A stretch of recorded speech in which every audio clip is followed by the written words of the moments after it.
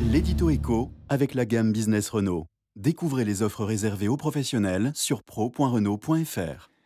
Dominique, ce matin, vous nous racontez une histoire non pas de dentifrice, mais de dentelle et de justice. Expliquez-nous. Eh bien oui, c'est une histoire ubuesque qui a un lien étroit, je crois, avec ce dont on parle dans la loi El Khomri. Il s'agit d'une entreprise du nord de la France, de Calais précisément, qui est une des toutes dernières à fabriquer de la dentelle haut de gamme pour des marques de lingerie comme La Perla et Obad.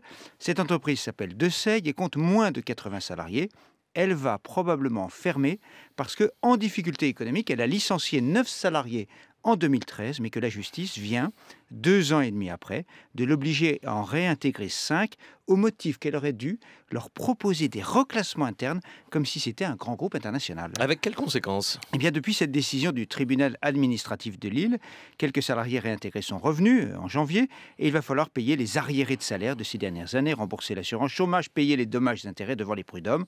Au total, entre 800 000 et 1 million d'euros, alors que le chiffre d'affaires total de l'entreprise est de 7 millions d'euros. Bref, elle va couler. La liquidation approche. Le tribunal de commerce a juste donné 2 semaines de grâce.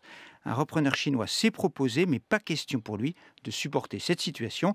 Un rendez-vous avec Chanel est quand même prévu la semaine prochaine. Qu'est-ce qui a cloché, Eh Dominique? bien, la justice met très très longtemps avant de se prononcer et ces décisions sont totalement imprévisibles car les licenciements avaient été acceptés, écoutez bien, par l'inspection du travail, les directions régionales de l'emploi et même les services d'un ministre du Travail, François Rebsamen.